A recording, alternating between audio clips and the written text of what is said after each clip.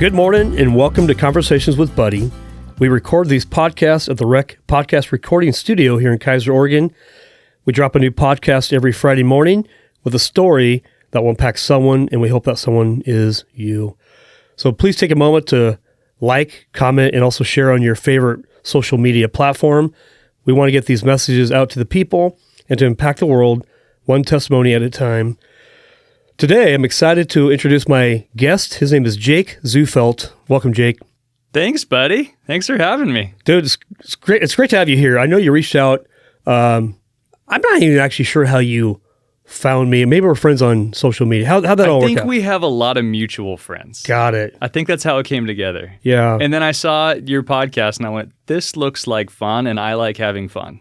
Dude, you're all about having fun. I'm all about having fun. I can tell. We're really having fun.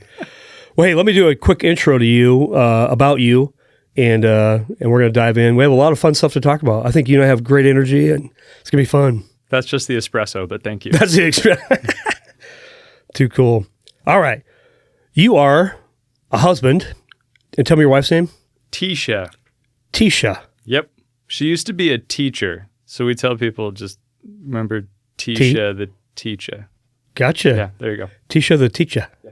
Gotcha. You're a dad. And did you say 4 kids? 3 kids. 3 kids. 7, 5, and 2. You got it. Dude, right on. Okay, I want to know the names. Dawson, Avonlea, and Juniper. Nice. A little bit unique. Yeah. I love it. And then I have a 90-pound golden doodle named Forrest, who's he's my full-time floor manager. Oh, it's funny. At my office. Yeah. Golden Doodle. I love those dogs. Those are amazing. You are an international bestseller as of recently. As of this month. This month. Yay. Nice on my job, birthday. dude. I was so excited. Yeah, what day is your birthday? The 13th? We're just going to give away all my personal information on Dude, this personal. podcast. What's your social, right? What's your birthday? December 12th, December man. 12th. 12/12. I had a great day. Yeah, Huge book launch. Holy moly. We're going to dive into that. I can't wait to actually hear that because you had some people supporting you. And oh, man. It was amazing. Yeah, cool. You are the member of the Inc. 5000 for fastest growing private companies in the U.S. Name of the company is? Hite Digital. Number 868 out of 5,000. We found that out. We were all in Costa Rica when we found that out. Yeah. And it was just an amazing moment. That is so cool. Yeah, it was really exciting. I can't wait to hear that. You're a guitar player. You've played in several bands. That's pretty cool. I saw your tattoo of your guitar on your wrist, and you said you have many guitars tattooed on your body. Do. I have more guitars than I have guitar tattoos, so that's good, I guess. Okay, that's a good thing. Yeah. That's awesome. Coffee and craft beer enthusiast. Yes, sir. I love that. Well, we're going to talk about a lot of stuff. We're going to talk about, life, personal. We're going to talk about your business, and then we're going to hear about your book. So let's dive in real quick and just kind of hear about Jake. So tell me, Jake, where were you born, and where'd you grow up? What was that like? So I was born and raised in Alaska. I was a terrible Alaskan. Like, I didn't fish. I didn't hunt. I don't like snow. I don't like being cold. I worked at a skateboard shop.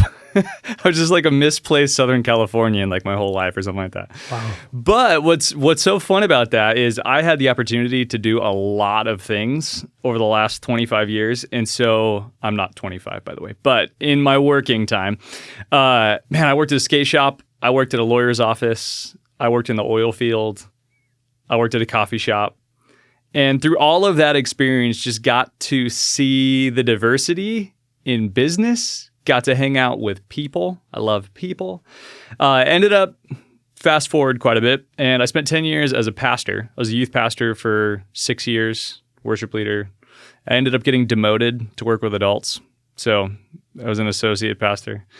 And during all that time... That was in Alaska? No, that was in Oregon. That was in Oregon. Yeah, okay, I moved to Oregon. Oh, gosh. Has it been... It's been like 18 years? How long has it been?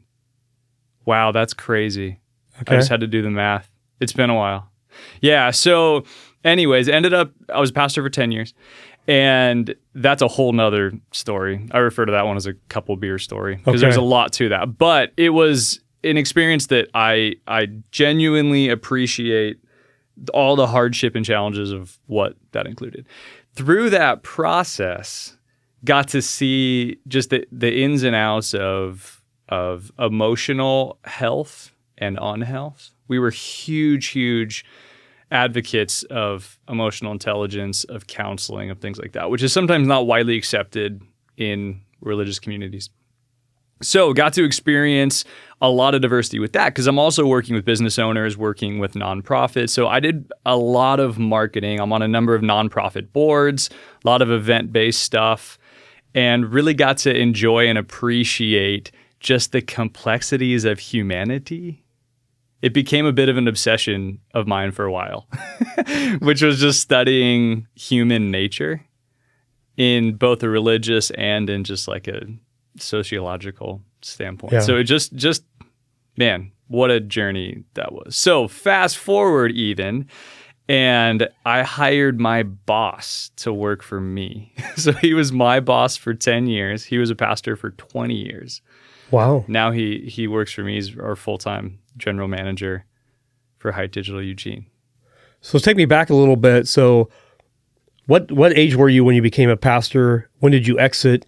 And then when did marriage come in there? I got married after my junior year of college. So I was 21, stepped into full-time pastoral ministry at 22, which is insane. Yeah.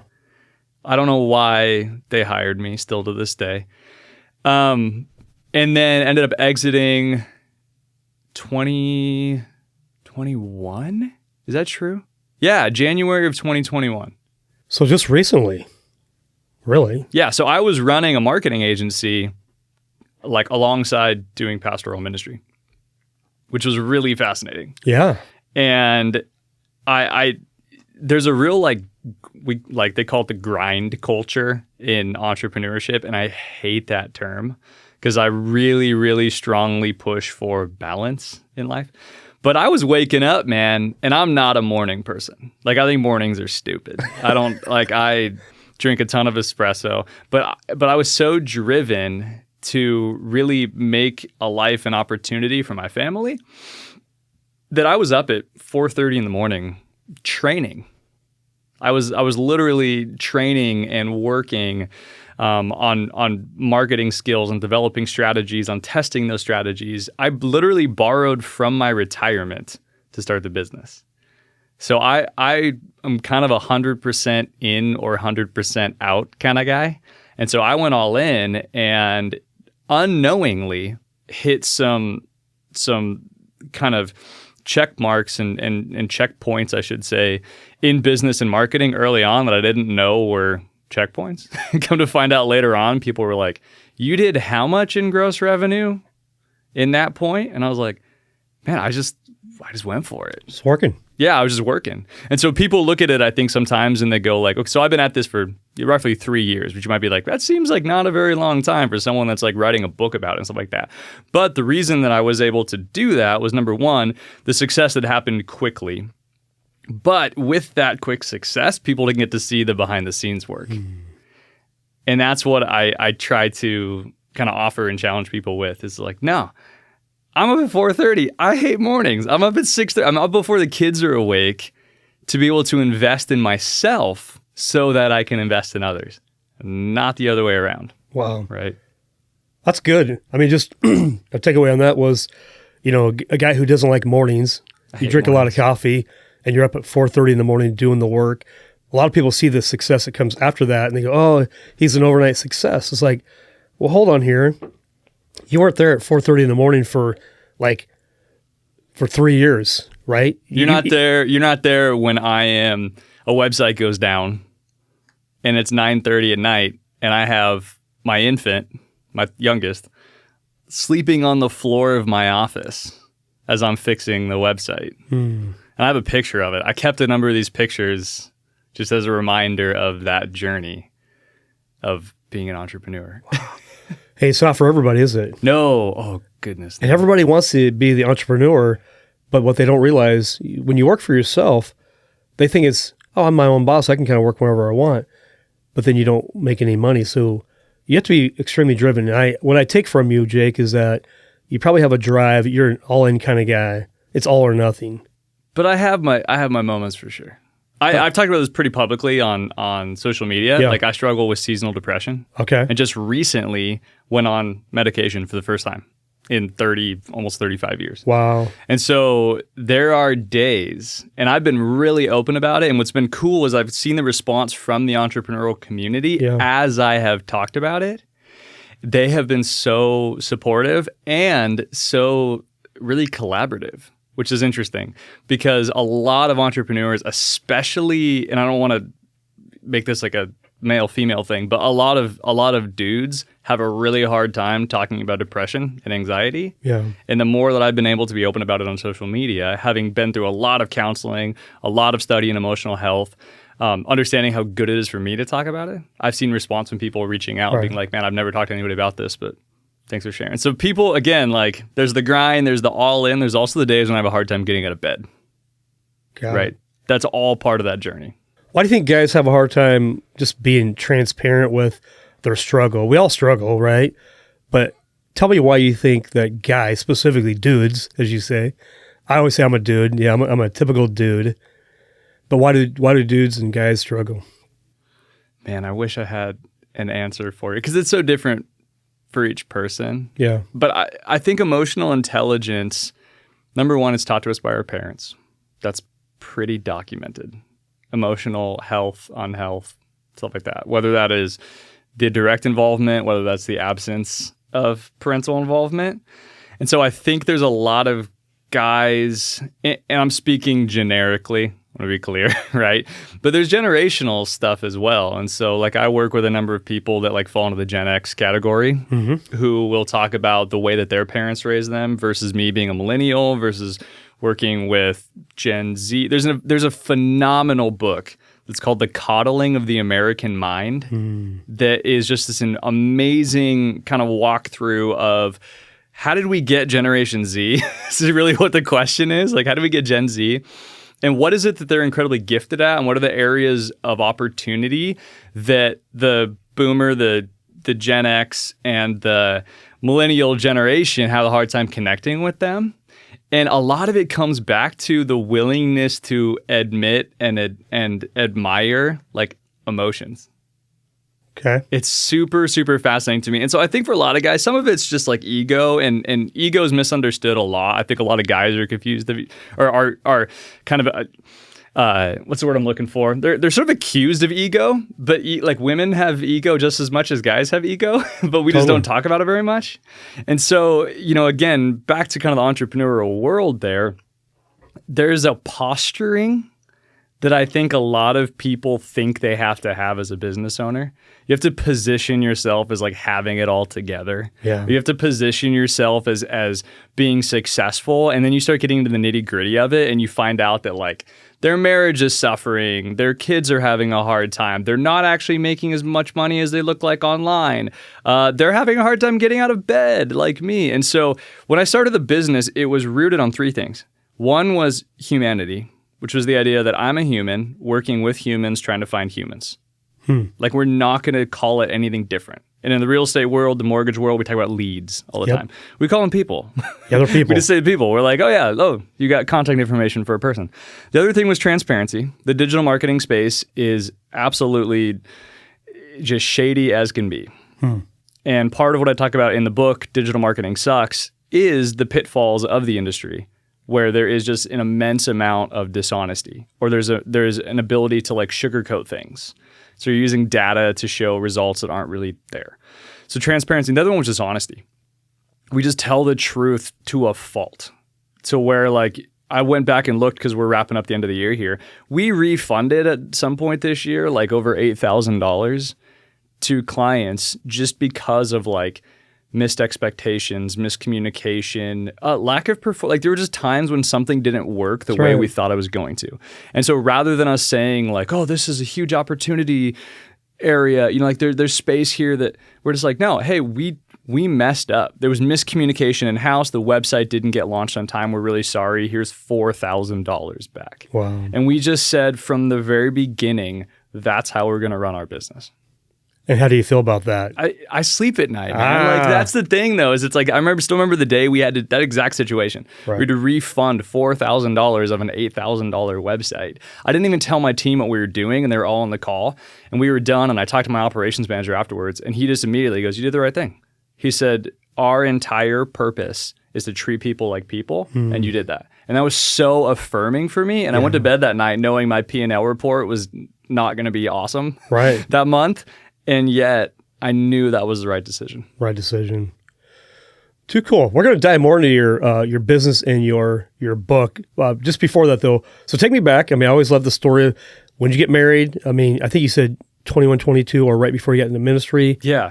And then when did you guys decide to have kids? So I like to hear those stories, and I think people enjoy the struggles of, being a dad, being an entrepreneur, being married. I mean, nothing about this is easy. No. So walk us through. And getting into pastoral ministry as well at that age, like, is a very transparent process where like you're really giving a lot of yourself. And so we ended up going to marriage counseling like a year into being married, which I would highly encourage. Yes. I think premarital counseling is like sort of like counseling for the mentally insane. Like premarital counseling is like you have two people who don't know who they are and don't know what they're getting into. And you're trying to talk to them about it. So a year after getting married, like we went to like full-time marriage counseling, and it was transformational for us. We've been to marriage counseling multiple times over the course of, I think, 13 years, whatever we've been married. Yeah. We ended up having kids, 26, I think. We're about 26 years old or something like that. Tried for a number of years, and just for some reason, there's nothing physically, wrong or anything like that. But that's a story I talk about with people all the time. As I open up with them, we tried for like almost 2 years, weren't able to have kids. And again, like just wanting people to know like the struggles you have, whether it's depression, whether it's infertility, all those things. Yeah. Man, that plays a part in everything that you do. I don't care if it's business or life or whatever. Yeah. Like we got to talk about it. So ended up having our first kid, I think it was about 26. And man, I absolutely adore being a dad. Absolutely love it. It's also been probably the most revealing thing I've ever done in my life. Pastoral ministry, business, all those things included. Yeah. I've learned more about myself from being a dad than I have anything else. What's one thing when you say that, what's that mean? What'd you learn? Oh man, I mean, they're just little imitators. The way they talk to each other and the way they talk to people, and you realize like, oh my gosh, that's exactly the way I sound. Wait a second, where'd that come from? Oops, that was me. Yeah. Exactly. And then appreciating their differences. 3 kids, very different. Really, my son is just, I mean, when we get home today, like we found a new app for coding, and he wants to learn how to code. He's 7. And he's like, Dad, I want to learn how to code. And he gets it. Like, he's your firstborn. That's what they do. Well, he's in first grade reading like a 5th grade level, which is just incredible to watch. We should have brought him here today. Oh my gosh, man. He would seriously, that would have been a blast. He is super chatty. Shocker. I've never thought about having a podcast with a 7-year-old kid, but honestly, that could be a blast. That would be really fun. Yeah. And so he's super intellectual. We have him into sports, but he likes sports because of the intellectual aspect of it. And then my middle child is like, she is such an incredible social awareness, which is incredible to watch in a 5-year-old. 5. To be able to understand like, here's the friendship circles at school. Like it's incredible for her we call her a human cat because she only does stuff if it's her idea. Yeah. So that's what cats do, yeah. So a lot of fun. And your 2-year-old? Oh, she's a comedian. Yeah. She's just a total goofball. That's so funny. She understands humor, and she's 2. So yeah. Well, thanks for sharing, the struggles, of being a pastor, getting married, being an entrepreneur, having kids, and having a struggle having kids. Yeah. A lot of people do struggle, and so that's good that you share that. A lot of people, more than most people realize. Yeah. And your story, people aren't motivated by how well you do necessarily. They're motivated by, oh, you struggle too, and you're still moving forward. That's actually motivating. So, well, hey, let's dive a little bit into Hite Digital. What made you start that? And then we're going to end on why digital marketing sucks, but yet it doesn't suck. All of it doesn't suck, just most of it because it's not transparent. Yeah. So, yeah. And it's really complex. Yeah. So let's talk about your business, because I know marketing is a big word. It just means people think marketing is just one thing. It's incredibly misunderstood. Okay. Walk us through that, because maybe I need to understand this more too, right? Yeah. So I started an agency called Weldwood Marketing. And so Hite Digital was actually a merger. And so there's 29 locations across the US for Hite Digital. So technically it's a franchise model, which people are kind of like, how do you franchise digital services? And I'm like, that is a great question. So I own Hite Digital Eugene, but I have clients literally from Seattle to South Florida. And what's amazing about Hite Digital is that in the world of digital marketing, I compared a ton to real estate, right? Like throw a rock and you'll hit like 5 real estate agents, right? They're just everywhere. The same is true of marketing. So what happens is that everybody looks at digital marketing agencies and they think that they all do the same thing. Because they hear marketing, they hear digital marketing, and they think that digital marketing is like a niche of marketing. And it's like, oh man, like it's such an immersive world. And part of it is just the pace at which digital marketing has changed in the last 20 years. So I remember 20 years ago building a website on like Homestead as like part of a class in school. I don't remember what it was, high school, middle school, whatever. And just seeing like the beginnings of I still remember like not having the internet in my house growing up, right? And then getting dial-up. So you start realizing the pace. iPhones 15 years ago like just came out. And now they are the 5 top selling phones in the world are all iPhones. Okay, yeah. So the pace at which this stuff has moved is incredible. So I saw the need, and I'd done a lot of marketing, done a lot of digital marketing for business owners because I saw that they were overwhelmed and frankly were being taken advantage of. So started my agency. It's been a year since our merger with Hite, and we are now one of the largest marketing agencies in the United States. Our team is over 200 people.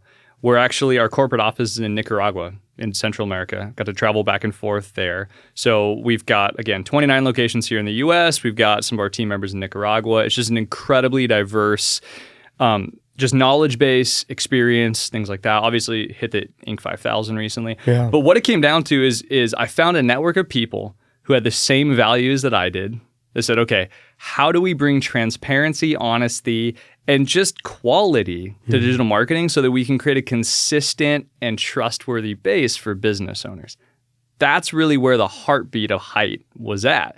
How do you standardize something that is genuinely the Wild West? There is no qualification that you have to call yourself a social media expert. Just fog a mirror and you're good. It's like if you create a website and put social media expert on it, you don't even have to show like the data for it. What's incredible is I'll talk to somebody and say like, oh, okay, you've been in marketing, digital marketing for a long time. How many clients do you have? And they're like, I have 6. I have 10, something like that. But from an outside perspective, it looks like everybody's doing the same thing. They all talk the jargon about SEO. They all talk about optimizations. They talk about all the different things. And then you get into the root of it and realize like, oh, these are 2 completely different worlds. So that's a huge issue. There's no compliance. You can be Google certified, Facebook certified, whatever it is, but all you had to do was take a test. You don't have to show any experience with it. So for the general business owner, how in the world do you pick an agency when there's no licensing, there's no qualification? You don't have to go to school. You don't have to have anything like that. So that's, again, Hite, we're trying to set up a standard, which is a big, big task. Yeah. It's a huge task to try to do that. So, yeah, everybody's trying to be the social media expert. But like you said, I've been obviously doing digital marketing for a long time as well. I don't even know what I'm doing. So somebody could easily take advantage of somebody like me. And yeah, it's frustrating to pay a bunch of money and not really get the results. So I've seen tens of thousands of dollars. Clients come to us and they start showing us what they, oh my gosh, we just took on a multi-site dental office who was paying north of $4,500 a month to an agency. And they reached out to me. And this is something I've offered for years. I say, look, I'm not the agency. I'm not the marketing, subcontractor for everybody. But if you want me to just like literally look over your stuff, I'm more than willing to do that. So I ended up looking it over and I said, oh my gosh, you had a massive dip in traffic, website traffic. And they were like, when did that start? I'm like, started in February. And they're like, oh my gosh, we had suspicions that our company wasn't doing anything for us. And they actually use the term, like, we thought we kind of been the cash cow for this company, just paying them over and over. And I said, but then you had a traffic increase in August. And they're like, yeah, we had a come to Jesus moment with our marketing agency, and they started working again. And I went, so for 6 months, they didn't work. Yeah. Hmm. And they were getting, but over 6 months, they got paid. I mean, you do the math. I have an English degree. $24,000 to $26,000. Yeah. So I've seen this over and over and over. So what's interesting to talk about the book, Digital Marketing Sucks. You might be like, okay, this guy's been in business for like 3 years, right? Yeah. That's like nothing. But what's interesting is the book came out of a number of my clients saying, Jake, okay, we just work with 3 marketing agencies over the last 10 years, and then we ended up with you guys. We've been super happy with it. Can you write the book that will be sort of like the explanation to fill in the knowledge gap for business owners and digital marketing so that they know what to expect? So they know what's the good foundation. So I'm not offering you like the 90-day steps to $1 million. Like, I know, I'm so sorry, buddy. I'm not offering that kind of stuff. What I wanted to do with Digital Marketing Sucks is literally offer those 9 to 10 things that you need to do to solidify your foundation so that as all the trends come and go. I mean, TikTok wasn't even a thing people were paying attention to 5 years ago, right? And now everybody's saying that's the social media platform you need to be on. Okay, so there's going to be trends, there's going to be transitions, there's going to be shiny objects, there's going to be whatever it is that says this is the strategy you have to do in order to make this kind of money. The problem is if you don't have the foundation in place, going toward that trend could end up wrecking your foundation. And so Digital Marketing Sucks is literally the subtitle, a practical guide for frustrated business owners. I should probably get the title correct of my own book. That's what the whole idea for it was, is going, how do we just give business owners a foundation so that they don't get taken advantage of, that they're not having business slip through the cracks. I had someone reach out to me one time and said, hey, I don't even need my digital marketing to like explode. I just don't want it to be a liability anymore. And that was a huge aha moment for me. It was like the final push to write the book was go, okay, people just want to make sure they're not losing money. Yeah. And so this is really, it's going to have checklists like crazy, buddy, because I'm allergic to complexity. So it's just going to have checklists like crazy of saying, okay, after this chapter, I want you to go look at these 10 things. Make sure that you have them in place. How many clients have you picked up since you wrote your book because they like, Jake, I love your transparency. I love your checklist. I really love you, man. Well, what's funny is the book isn't even released yet. It officially is readable March 1st. So that's what I think I found astounding about the whole situation is I've gotten a number of clients just from the conversation around the book. And that's what I think has been really telling. If anyone's ever thought about writing a book, buddy, you should write a book, man. It is such an incredible experience. And I hired a publisher out of Texas who's just been amazing and has walked me through the whole process because it is so different than ever I expected in it. But again, like the message, you have to sell a message. And so one of the biggest mistakes that authors make is they write a book no one wanted. And so talking with business owners, fleshing out the ideas, I literally gave the outline to multiple marketing agencies and said, is there anything I'm missing? And they said, no, you got it all. Wow. I was willing, I'm not married to anything, man. Right. Like I no just ego. like, what do I need to do in order to make sure business owners are helped? And ran it by some really successful marketing agencies, East Coast, West Coast, and they said, no, you got it all. So I was really encouraged by that. So when your book did launch on December 12th, your birthday, you became a #1 Amazon bestseller in one day. Yeah. Wow. I was exhausted. How come? I mean, what was up with that? I mean, it was, so the lead up to it was a lot of promotion. Here's the interesting thing about it that I'm actually really proud of. I actually had some mild restrictions on social media for making a joke about the Washington Huskies Oregon Ducks football game. Apparently, Facebook didn't like it, so they restricted me. Seriously? Yeah, so I was actually not even showing up at the top of people's feeds that day. I was actually further down the feed. Oh my God. So which is what, like, part of what I'm really, like, proud of is overcoming that. But what did it for me was the network, man. You signed up on my launch team, which I appreciated for that. Is it's like I had almost 200 people on my launch team, promoted the book like crazy. As I was getting close to international charts, I had people DMing me being like, where else do you need to be? I'm like, man, anybody in the UK would be great. He's like, I got you. I mean, it was just like an incredible just network, and it was just humbling for me. And so someone reached out who does PR. They're out of Eugene, and they said, hey, I know you can buy rankings for books. Like, how many copies did you buy to get you on there? And I said, you're not going to believe this. I said, I bought one. Because you can't fabricate pre-sales on Amazon. You can only buy one per account.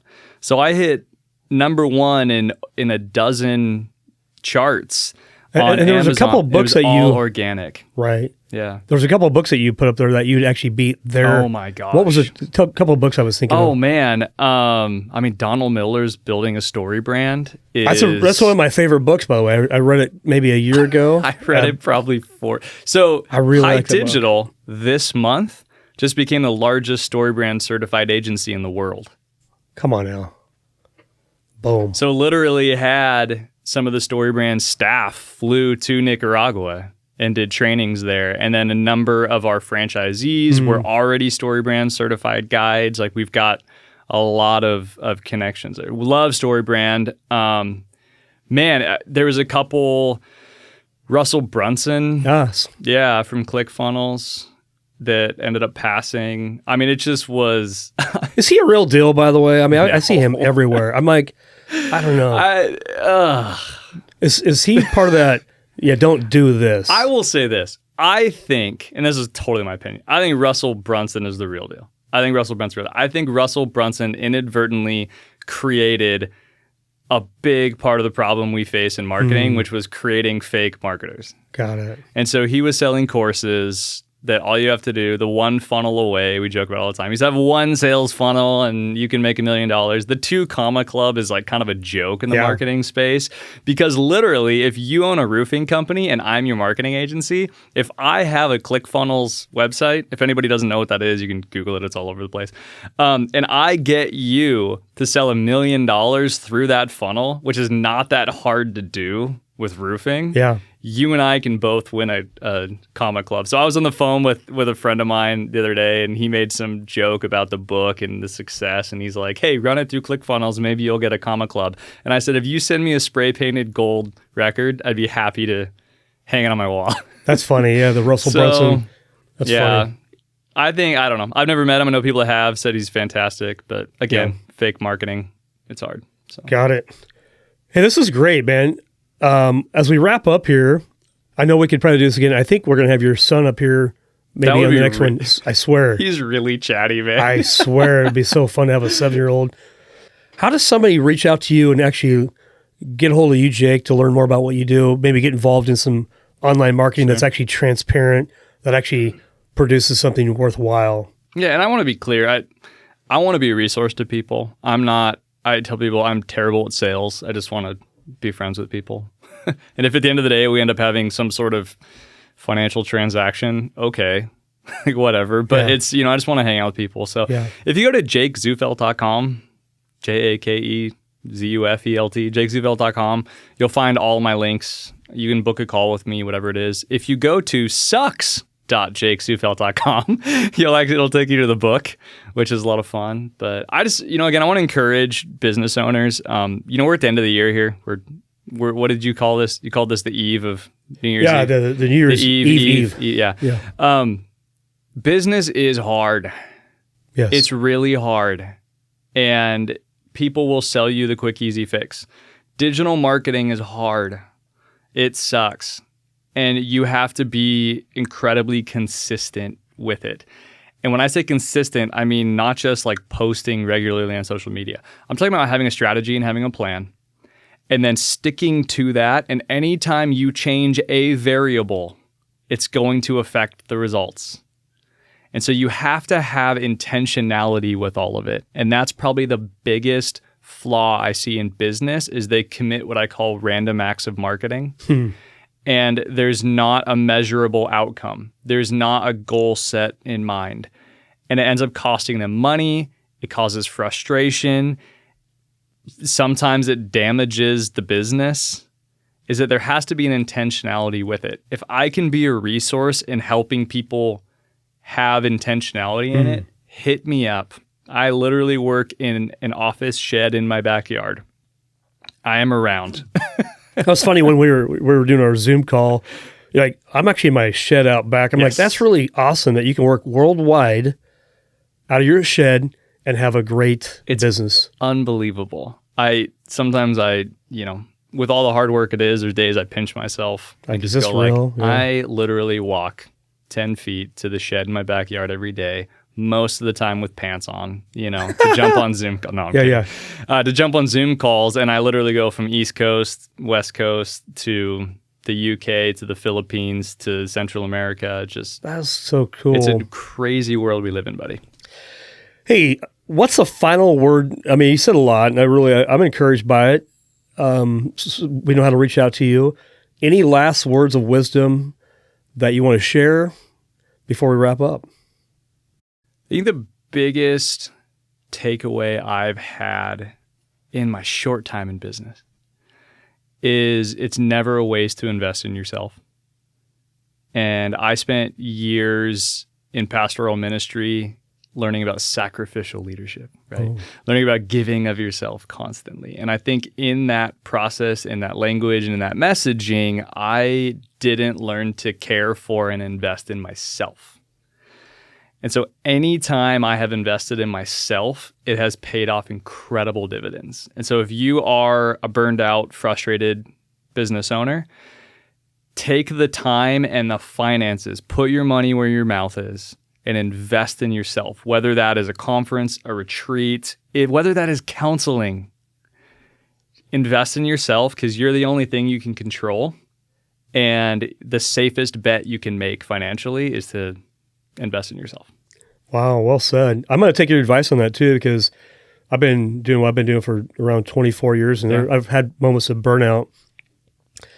But I go to 2 to 3 to 4 different trainings, and that always energizes me to come back and do it well. But there's times where I didn't, and I always paid the consequence was burnout led to lower production, and it just a snowball going down the wrong way. So I agree with you 1,000,000%. So, well, Jake, thanks so much for being here today. Thanks for driving up from the big city of Lebanon and hanging out with us for the morning. I can't wait to have your son on here, I swear. That invite is... He would love it. We'll have to figure out in the next 90 days-ish. We'll give it 90 days. We'll let this one kind of simmer down, and then we'll have him on the show. It will be a very entertaining episode. I promise. I love it, man.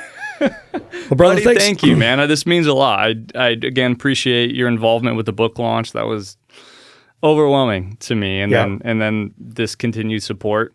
Yeah, it's great. Well, thank you. And then we'll post everything in the show notes so everybody knows how to get a hold of you. And looking forward to the next time, man. So thanks, Jake. Have a great day. To all you out there, have an awesome week. Again, thanks to the Rec for hosting this podcast. And again, if you like this episode, please like and share it with somebody you care about that's, struggling with seasonal depression, marriage, entrepreneurship, social media, whatever it is. Definitely reach out, and we'll see you soon. Thanks so much.